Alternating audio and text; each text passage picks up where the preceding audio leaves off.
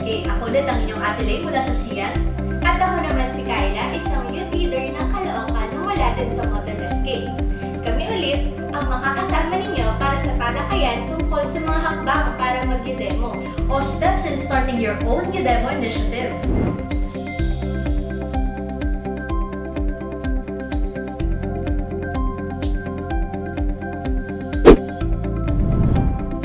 Kung merong 4 na dapat tandaan sa YODEMO, mayroon ding 5 ready na o 5 basic steps to start your YODEMO initiative. Una, reflect to empathize. Pangalawa, define. Pangatlo ay ideate. Pang-4 ay engage. At pang-5 ay collaborate. Iisa-isahin natin yan. Sa mga susunod na steps, gagamitin natin gabay ang mga natutunan natin sa 4 dapat YODEMO essentials. Sa bawat steps din ay i-discuss namin ang mga dapat gawin at kung ano ang dapat asahang output. May 5 steps, kaya may 5 outputs. Number 1 ang community youth profile. Pangalawa, the youth challenge. Pangatlo, action plan. Pang-4 ang feedback or inputs. At ang panghuli ang number 5, collaboration map. For the first step, reflect o empathize. You will come up with a community youth profile. Parang profile lang sa FB. Pero ang profile na ito ay nire-represent yung mga kabataan sa inyong community. Or kung SK ka, it represents your youth constituency. The youth profile should reflect the demographics. Kung ano-ano ang mga pinagkakaabalahan nila, maliban sa school o work o pagtambay. Issue nila sa buhay, saan sila takot o malungkot. Saan sila masaya? Ano ang pangarap nila sa buhay? You can start this profile as your own or a profile of your group of friends. So reflection exercise siya. Don't be afraid of your own reflection and like a mirror, be brutally honest kung ano ang talagang nakikita mo.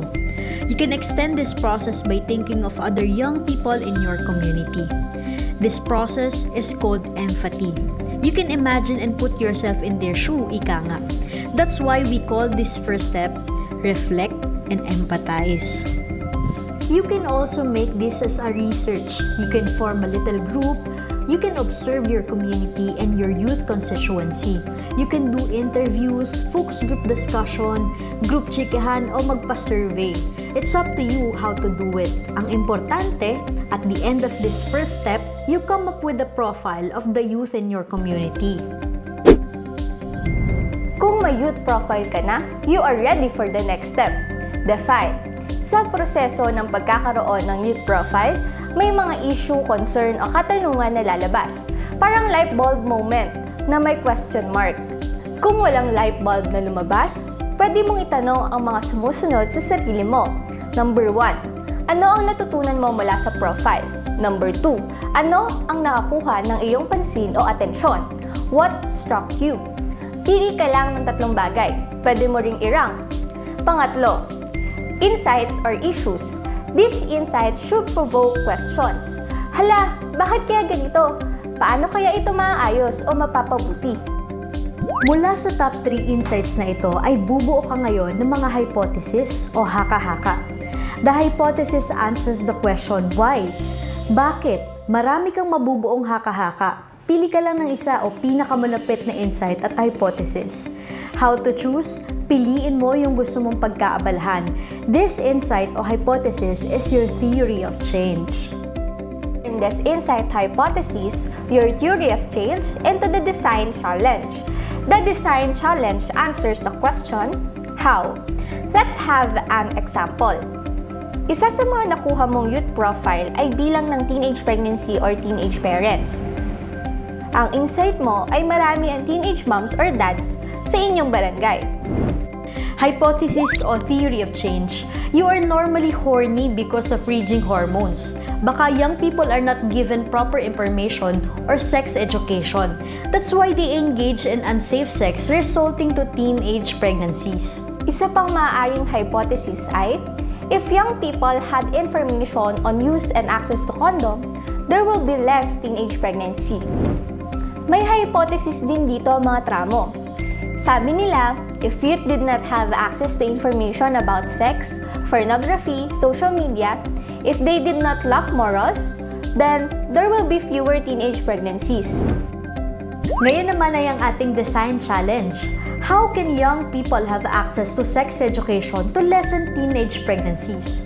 Ayos ba? May theory of change ka na, may design challenge ka pa, modelong SK ka nga. Kapag may design challenge ka na, ready ka na for step 3, ideate or ideation. Ito ang proseso ng pag-generate ng mga ideas. Dahil ang design challenge ay tanong na how. Sasagutin mo ngayon ito sa step 3. May 3 steps din ito. Una, ang brainstorm. Kumuha ng as many ideas as you can.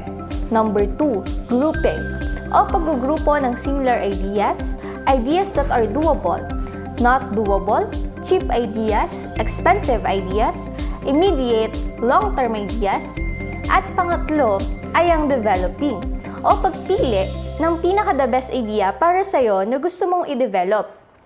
For the best idea, you can develop it by outlining specific activities to implement it and setting up some goals or objectives. You can do this process alone or you can do it in a group. Mas magulo at mas masaya pero mas maraming ideas. More heads, more kuto, ika nga nila. Here is an example para mas malinaw. Una, brainstorming. Ask teenage parents to talk about their experience. Invite a teacher to talk about sex education. Put up posters on how to have safe sex.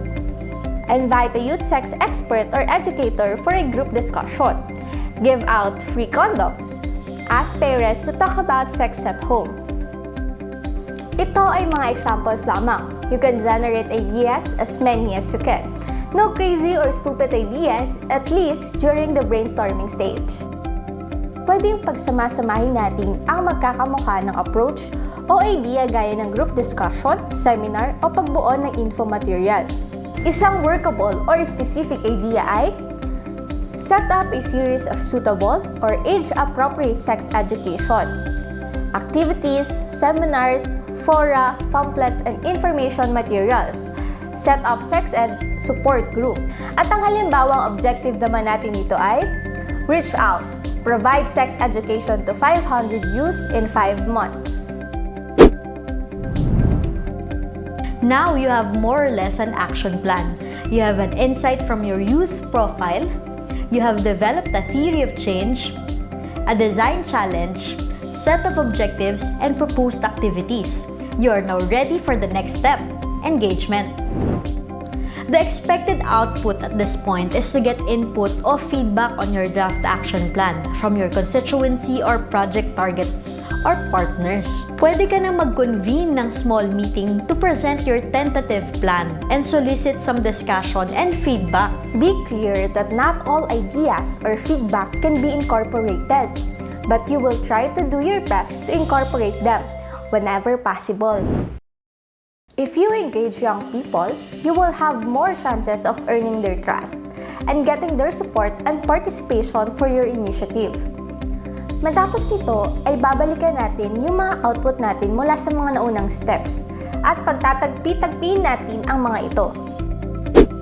The fifth and final step is collaborate. Mula sa action plan na nabuo mo sa pagsunod ng mga naunang steps, you now need to identify the different stakeholders and actors. Once you have identified these actors, you have to come up with a collab map o collaboration map. These are the actors that you will reach out to for collaboration. Lima, ready na.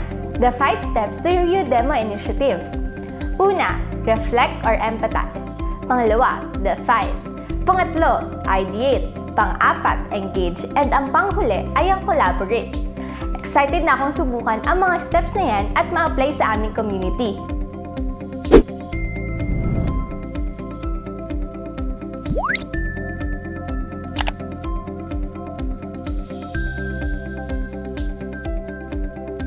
At dyan nagtatapos ang ating introduction to YODEMO. Naway marami kayong natutunan. O paano ba yan mga Model SK? Hanggang dito muna at kita-kits sa mga susunod pang video.